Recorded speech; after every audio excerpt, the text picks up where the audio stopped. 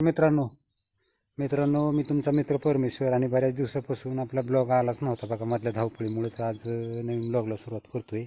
विषय असा आहे बघा, आत्ता पावसाळा चालू आहे, तुम्हाला माहिती आहे पावसाळ्याचं वातावरण आहे. तर बघा गंमत काय झाली माहिती आहे का, पावसाळा असून सुद्धा घरी प्यायला पाणी नाही. प्यायच्या पाण्याची खूपच अडचण चालली, म्हणून आता इथून पाणी 1300 फूट घरी नेलं आहे. आता ते नेलं आहे छोटा पाईप टाकून. तुम्ही म्हणता नाही काय भानगडे बाबा, इथं आपलं सोलर आहे तुम्हाला माहीतच आहे. आणि सकाळी सकाळी थोडं वातावरण डिम असतं, त्याच्यामुळं सोलरवर फुल लोड देऊन पाणी न्यायची सुविधा आहे. म्हणून सगळे 7-8 तास केलेलं आहे. तर तुम्हाला दाखवतो चला कशा पद्धतीने केलं सगळं जुगाड. आणि एकंदर आता बघा एवढा पाऊस काळ आहे, अर्धा जुलै जवळपास संपलाच आहे आता, तरीही पाण्याची आम्हाला अडचण आहे ह्या वर्षी.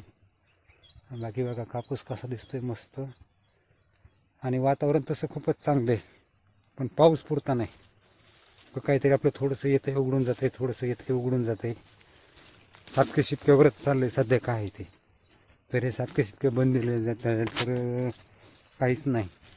आणि साठवणीचा पाऊस काय आमच्याकडे आणखीन झालाच नाही. एवढी पाण्याची परिस्थिती तयार झाली, घरच्या बोरवेलला सुद्धा पाणी कमी पडायला लागलं आहे. अर्धी टाकी पाणी निघते 200 लिटरचं बॅलर, म्हणजे दिवसाकाठी फक्त 100 लिटर पाणी निघते. तर बाकी बघा सकाळ सकाळचं वातावरण कसं आलेबाद बनतं आहे, असं वाटतं आज नक्की पाऊस येईल.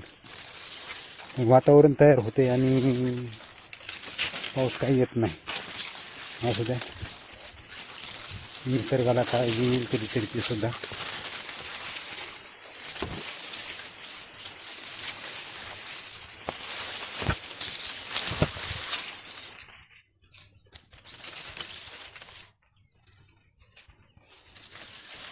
बघा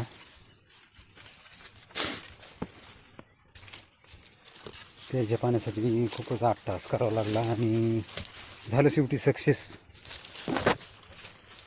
त्यासाठी प्रयत्नाची पराकाष्ठा करूनच